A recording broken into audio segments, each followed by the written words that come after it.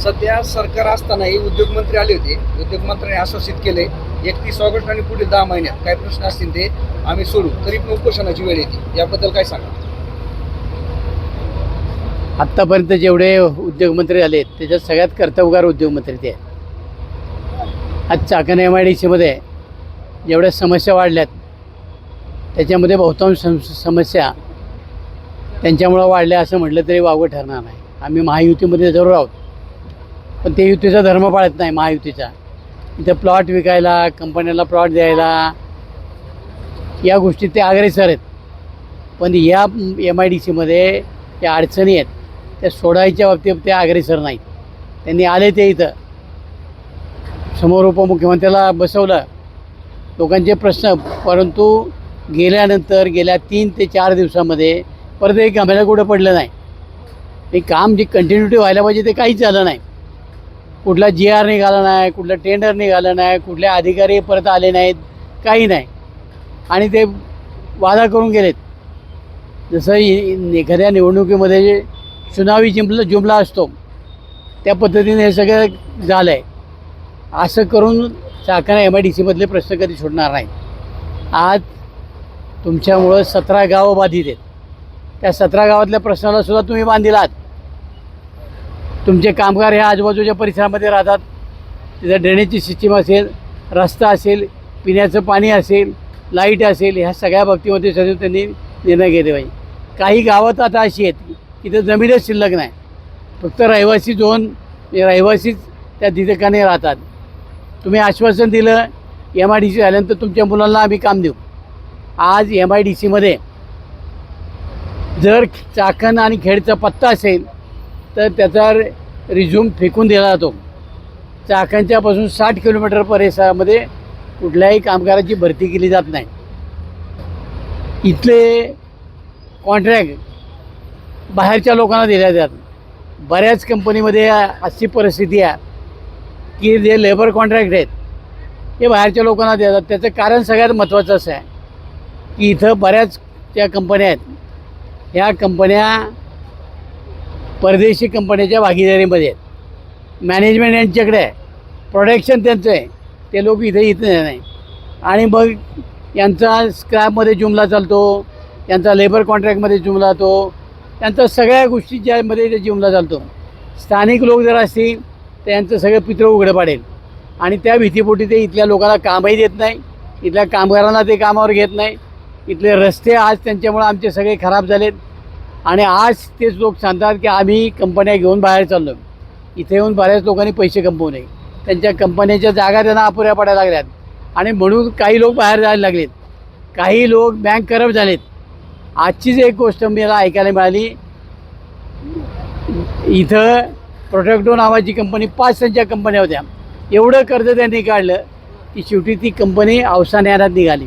अशा अनेक कंपन्या आहे की ज्यांनी बँकांना फसवलं आणि त्या आता दुसरीकडे जायला लागलेत.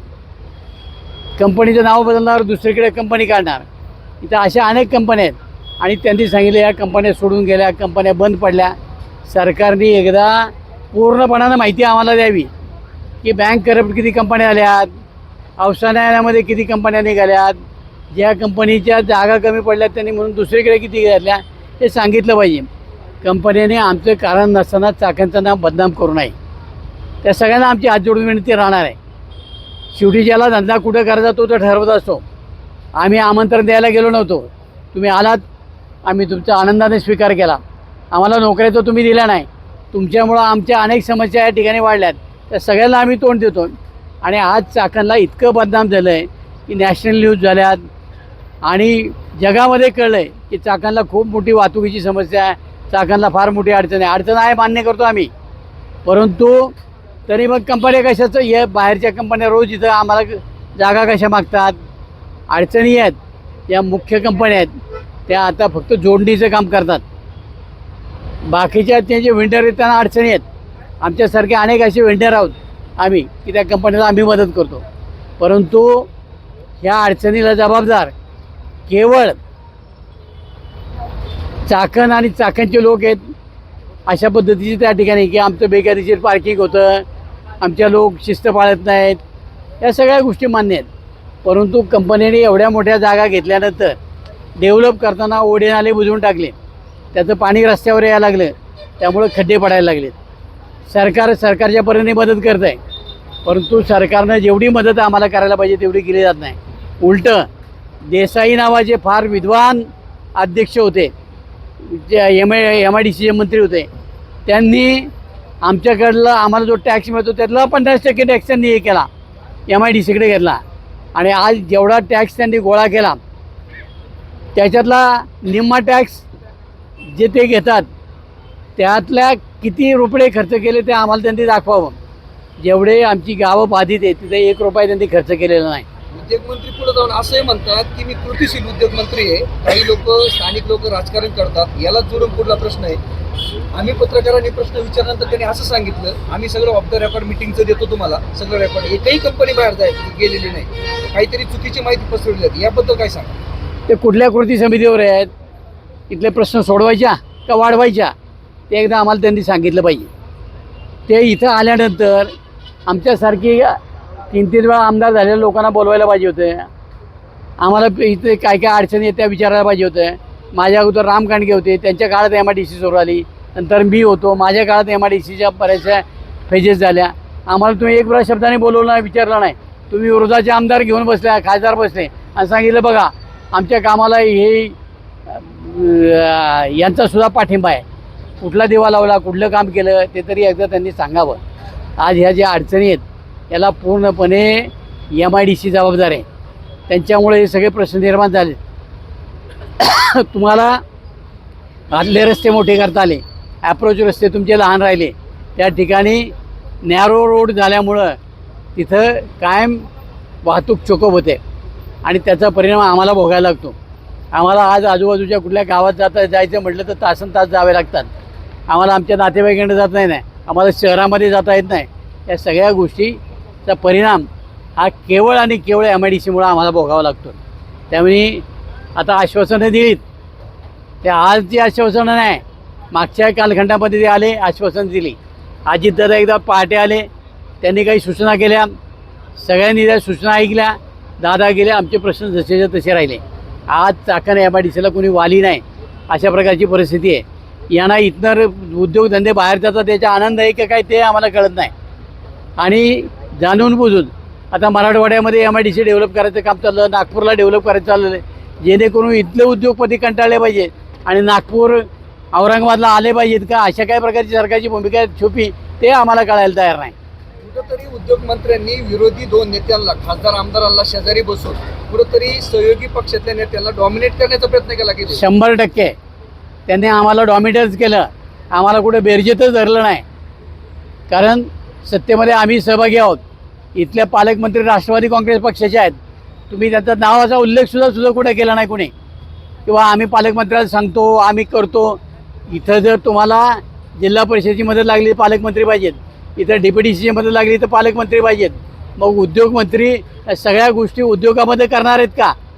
आमच्या पालकमंत्र्याचा किंवा आमच्या उपमुख्यमंत्र्याचा कुठेही उल्लेख न करणं, त्यांना साईड करणं, हा आम्हाला त्यांनी आमचा केलेला उद्योग पालकमंत्र्यांचा आणि आमच्या उपमुख्यमंत्र्यांचा अपमान आहे.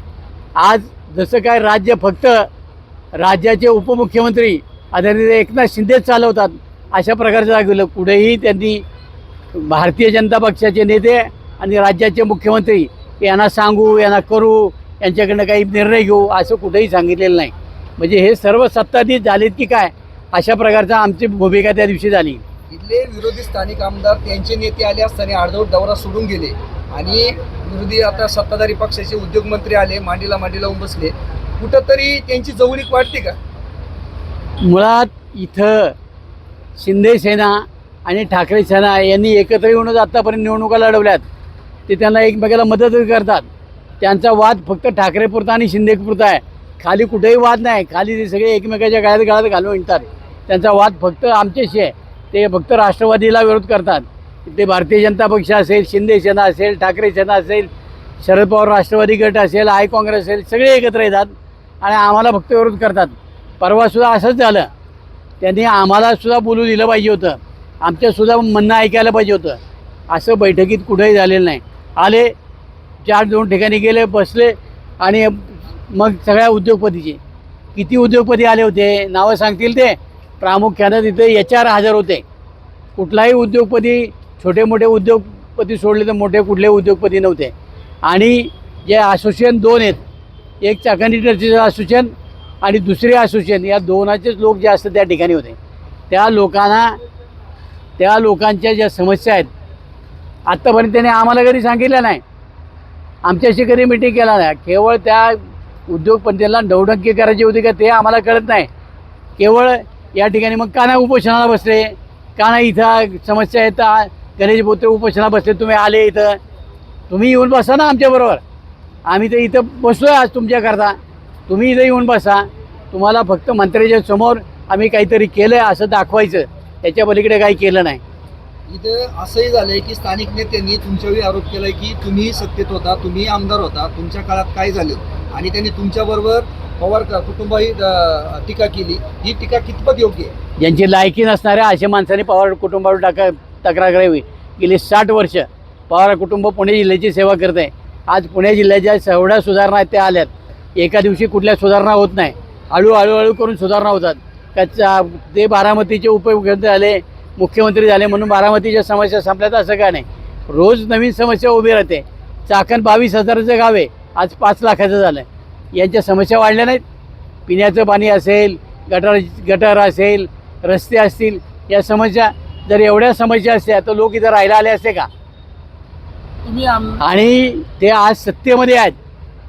त्यांना जर एवढा पुळका होता आणि त्यांना वाटत होतं की सगळे एकनाथ शिंदे प्रश्न सोडवणार होते, तर एकनाथ शिंदेनी द्यावा ना. किती निधी दिला 2 वर्षामध्ये, काय केलं तेवढं जरी सांगावं ना. ते दुसऱ्याला नावं ठेवून आपल्या नेत्याला मोठं म्हणायचं आणि सांगायचं तुम्ही रेकॉर्ड करून घ्या, मी बोलतोय. आपली लायकी काय? आपण 6 महिन्यापुरते नगरसेवक झालात, याच्या पलीकडे आपली लायकी नाही. तुम्ही अजितदादावर बोलताय, जो माणूस हयात नाही. लाज वाटली पाहिजे की ज्या हयात नसणाऱ्या माणसाबद्दल कधी बोलायचं नसतं. आणि तुम्ही चुलता पुतणे काढताय, कशा करता काढताय? तुमची ही 9% तुम्ही बंद करा, लोकांचे कामं करा, लोकांचे प्रश्न सोडवा. याच्याकरता काही करणार असेल तर आम्ही तुमच्याबरोबर आहोत. अजून एक प्रश्न याला जोडूनच, सध्या एकनाथ शिंदे साहेबांच्या सत्ता आहे नगर परिषदेच्या चाकणच्या. टीपीचा प्रश्न खूप दिवसापासून प्रलंबित आहे, त्याच्यावरती कोणती हालचाल करताना दिसत नाही आता. चाकणचा DPच्या संदर्भामध्ये यांचे लोक माधुरी मिसाळला भेटायला गेले मंत्री महोदयांना आणि तिथं सांगितलं की ह्या DPमध्ये प्रचंड घोटाळा झालेला आहे. त्या म्हणल्या घोटाळा झालेला मग एकदा मला चौकशी करू द्या. जे त्यांचे विरोधक होते, आमचेसुद्धा प्लॉट होते, आमच्या प्लॉटवर रस्ते टाकले. आमचे जे अध्यक्ष आहेत ते त्यांच्या घरातले आहेत, त्यांचं एकही प्लॉट सोडला नाही की त्याच्यावर त्यांनी आरक्षण टाकलं नाही. म्हणजे तुम्ही फक्त आरक्षण आमच्या अशा प्रकारचा धंदा केला. ज्यांची आरक्षण उठवायची त्यांच्याकडनं पैसे घेतले आणि तुम्ही आज साजूकपणाने सांगताय की चाकणचं वाटोळं राष्ट्रवादीमुळे झालं. अरे चाकणचं वाटोळं यांच्यामुळे झालं. यांनी चुकीच्या पद्धतीने DP केला म्हणून तो मंजूर होत नाही. आणि शिंदे साहेबांना तेवढा वेळ तरी आहे का? गेली 2 वर्ष तुमच्याकडं काय, त्याच्या अगोदर 5-6 वर्ष झालं DP त्यांच्याकडे पडू नये. इतकी वर्ष ते नगरविकास खात्याचे मंत्री आहेत. मग तुमच्या विचाराचे मागेही नगराध्यक्ष होते, आत्ताही विचार तुमच्या विचारचे नगराध्यक्ष होते. तुम्ही का नाही त्या संदर्भात निर्णय घेतला? आता तुम्ही आमच्यासमोर फक्त म्हणता हा कुठं पडला, हा बघतो मी, त्या माधुरी मिसाळांना विचारतो. हे आम्हाला कळत नाही का? राजकारण तुमच्या एवढे आम्ही दिवस काढलेले आहेत. त्यामुळे हे असली नवटंकी करून खेड तालुक्याचे प्रश्न सुटणार नाही, चाकण MIDCतले प्रश्न सुटणार नाही. ठोस निर्णय सांगा की एवढे पैसे आमच्या विभागातनं देणार आहे. आम्हाला तुम्ही MIDCमधनं किती पैसे देणार आहेत, नगरविकासमधनं किती पैसे देणार आहे, PWDमधनं किती पैसे देणार आहे, MSRDCमधनं किती पैसे देणार आहे, सांगावं ना त्यांनी.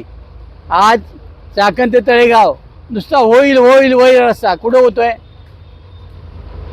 पुणे नाशिक फाटा ते राजगुरुनगर रस्ता होईल होईल, कधी होणार? त्याचं काम चालू कधी होणार? ते किती वर्षांनी? लोकांना 4-4, 5-5 वर्ष तुम्ही टंग ठेवणार? आज ही सगळी कामं व्हायला 4-5 वर्ष लागणार. 4-5 वर्षाची काय व्यवस्था तुम्ही केली? पर्यायी काय रस्ते केले ते तरी एकदा लोकांना सांगा ना. तुम्ही काहीच सांगत नाही. तुम्ही फक्त म्हणतात ऑगस्टपासून आमक्या पर्यंत. अरे पण आम्हाला परफेक्ट प्लॅन सांगा ना की जर उद्या येतं रस्त्याचं काम चालू झालं तर हा पर्यायी रस्ता आम्ही केला आहे, तेवढं तरी सांगा. मुख्यमंत्री देवेंद्र फडणवीस यांनी जिल्हाधिकारी यांच्या अध्यक्षतेखाली कमिटी केली आणि त्या कमिटीच्या माध्यमातून MIDC मधले ती काही दुरवस्था रस्त्याची तो इन्फ्रास्ट्रक्चर उभा करणार आहे. त्याबाबत काय म्हणतो? नाही, नुसती कमिटी करून प्रश्न सुटत नाहीत. पण जिल्हाधिकाऱ्यांनी त्यांनी तेवढे पैसे वर्ग करावेत आणि फटाफट कामं करावी. जिल्हाधिकाऱ्यांना अधिकार द्यावेत. नुसतं तुम्ही जिल्हाधिकाऱ्याच्या नावाखाली कमिटी करून तुम्ही फक्त ऐकणारच आहे ना. कृती कधी होणार? आम्हाला कृती पाहिजे. त्याच्याकरता आम्ही उपोषणाला बसलो आहे. आम्हाला तुमचे आश्वासनं नकोत. तुम्ही कुठल्या खात्यातनं किती पैसे देणार, कुठला रस्ता घेणार, याचं सगळं आम्हाला त्यांनी प्लॅन द्यावा आणि मग आम्ही उपोषण सोडायला तयार आहोत. तोपर्यंत आम्ही इथं बसणार आहोत. उद्योगमंत्री येऊन पण कुठेतरी प्रशासन डोळे झाकतंय एखाद्या गोष्टी, असं नाही वाटत? त्या उद्योगमंत्र्याला अधिकार फक्त त्यांच्या उद्योग खात्यापुरते आहेत. त्याच्या बाहेरचे काही अधिकार नाही आहेत. बाहेरचे अधिकार इथल्या ज्या पालकमंत्री आहेत त्यांना आहेत. त्यांनी पालकमंत्र्यांच्या सोबत मिटिंग घ्यायला पाहिजे होती. पालकमंत्र्याला बोलवायला पाहिजे होतं आणि दोघांनी मिळून प्रश्न सोडवायला पाहिजेत. छोटे जिल्हा परिषदेचे प्रश्न जिल्हा परिषदेच्या माध्यमातून पालकमंत्र्यांनी सांगितलं असतं, कारण त्यांच्या ताब्यात जिल्हा परिषद आहे. DPDCच्या माध्यमातून होणारे प्रश्न त्यांनी सोडवले असते. आज यांनी असा आविर्भाव आणला की मी राज्याचा मुख्यमंत्रीच आहे आणि त्या पद्धतीने सगळं आश्वासनं देऊन निघून गेले. असं कधी होत नाही. आम्हाला प्रशासनातलं थोडंफार कळतं. तुम्ही निदान MIDC मधलं दुरुस्त करावं. बाहेरचं बघू काय करायचं ते. MIDCतले प्रश्न तुम्ही सोडवा. आज तळवडे ते सॅनी कंपनीपर्यंतचा रस्ता गेली 2 वर्ष चालला आहे. तुम्ही आमदार असताना अजितदादा पवार पहाटे या ठिकाणी आले आणि तळेगाव ते चाकण हे रस्त्याच्या रुंदीकरणासाठी 40-50 कोटी रुपये दिले. गेल्या वर्षी 10 कोटी खर्च केले. 10 कोटी ज्या ठिकाणी खर्च केले त्याच वर्षी तिथंच खड्डे आले. 10 कोटी गेले कुठे? चाकणपासून तर खालुमऱ्यापर्यंत 10 कोटीमध्ये रस्ता परत चांगला डांबरी झाला असता. तुम्ही केला नाही. यावर्षी 59 कोटी रुपये खर्च केलेत. मी कॉन्ट्रॅक्टरला विचारलं. कॉन्ट्रॅक्टरने सांगितलं की आमचे आत्तापर्यंत 5 कोटी खर्च आलेत. कुठं खर्च आले 5 कोटी ते तरी एकदा कॉन्ट्रॅक्टरने सांगावे. हे 59 कोटी कुठं खर्च करणार आहे? त्याची लांबी रुंदी त्याचं एस्टिमेट आम्हाला दाखवावं. त्याची वर्क ऑर्डर आम्हाला दाखवावी आणि कधी करणार आहेत?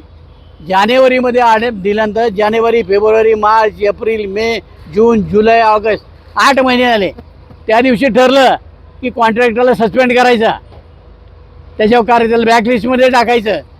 मग त्याला ब्लॅकलिस्टमध्ये टाकून याची चिठ्ठी कोणी दिली आणि मग काय त्या कॉन्ट्रॅक्टरला तुम्ही सस्पेंड केलं नाही? त्याचं का ब्लॅकलिस्टमध्ये नाव टाकलं नाही? म्हणजे इथल्या स्थानिक आमदाराचे आणि त्यांचे कुठेतरी लांगे बांधे आहेत आणि म्हणून तुम्ही त्याला त्या दिवशी ब्लॅकलिस्टमध्ये टाकलं नाही. स्थानिक आमदारांनी चिठ्ठी दिली की सदरचा कॉन्ट्रॅक्टर माझ्या अत्यंत जवळचा आहे. अरे मग तो इथले प्रश्न सोडवायला पाहिजे होता. निर्लज्जपणाने तुम्ही ते येऊन मंत्र्याच्या शेजारी बसलात आणि बोलताय. तुम्ही रस्त्यावर उतरायला पाहिजे होतं. ते तर तुम्ही केलंच नाही आणि तुम्ही मात्र चिठ्ठी पाठवताय की नाही यांना तुम्ही हे करू नका म्हणून, ब्लॅकलिस्टमध्ये टाकू नका म्हणून. कुठेतरी खेड तालुक्यात उलट चित्र दिसते. विरोधी पक्ष सत्ताधाऱ्यांच्या जवळ गेलेत आणि सत्ताधाऱ्यांपासूनच लांब आले, असं कुठेतरी दिसतंय का? काहीतरी वातावरण तयार झालं का? 2 वर्षामध्ये तालुक्यामध्ये 1 रुपयाचं ते काम करू शकले नाही. त्यामुळे त्यांना आता जाणीव झालेली आहे की आपण विरोधी पक्षात राहून उपयोग नाही, म्हणून कुठेतरी सत्ताधारी पक्षाच्या दावणीला स्वतःला नेऊन बांधायचं अशा पद्धतीचं त्यांचं चाललेलं आहे. आणि म्हणून ते BJPची जवळ सांगतात. त्यांना सांगतात मी तुमच्याबरोबरच आहे. दुसऱ्यांदा इकडं शिंदे सेनेकडे जातात मी तुमच्याबरोबरच आहे. आता नेमके ते कुणाबरोबर आहेत त्यांना माहीत नाही. जर त्यांचा नेता इथं येतो आणि नेता आल्यानंतर हे जर नेत्याच्या दौरा अर्धवट सोडतात आणि सांगतात लग्न आहे. नेता महत्त्वाचं का लग्न महत्त्वाचं आहे?